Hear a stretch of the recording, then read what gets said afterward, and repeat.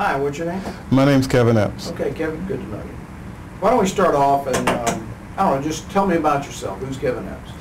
Well, Kevin Epps is a person that, even from youth, always needed to understand things around him. My brother used to say, don't let Kevin near your toys, because if you do, he'll take them apart, he'll leave them in pieces, and it'll be a disaster.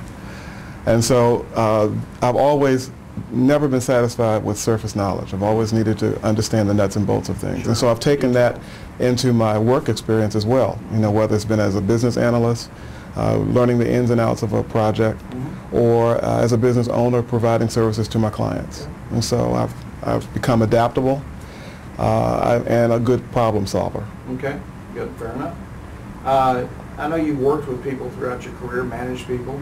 How do you manage people? What would you say is your leadership style? My leadership style is that I set the example. People follow someone who's worthy of being followed.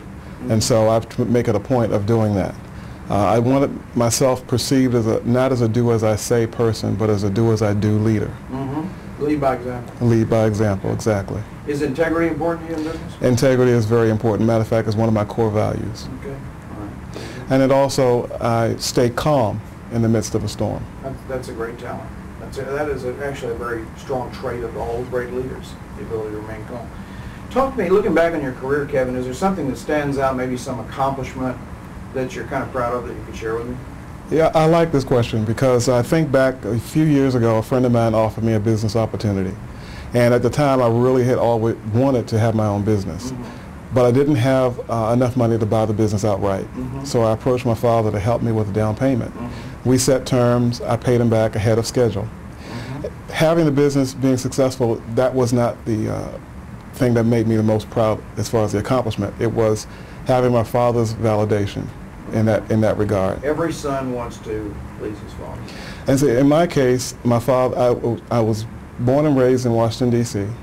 My father and mother were federal employees. And basically, when it came to career, they hadn't looked beyond the 25 years and a pension afterwards.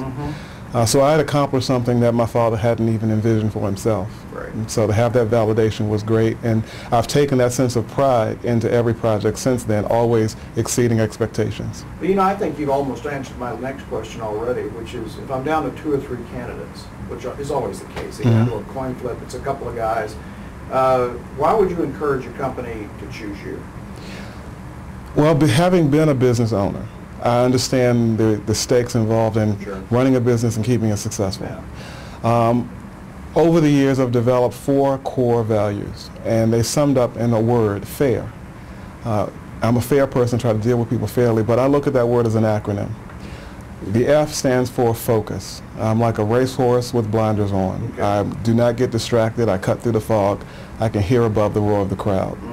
The A is for accountability. My word is my bond. I say what I mean, and I accomplish whatever I say I'm going to do. The I is for integrity, which is the foundation of who I am. And so I always make sure that I treat people appropriately no matter what the circumstance might be. And then the R is for resourcefulness.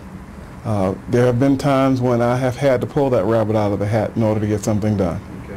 And you can do that when you have to? When I have to. Kevin, it's been a pleasure chatting with you. Thank you very much. Thank you. Nice talking to you too. Okay.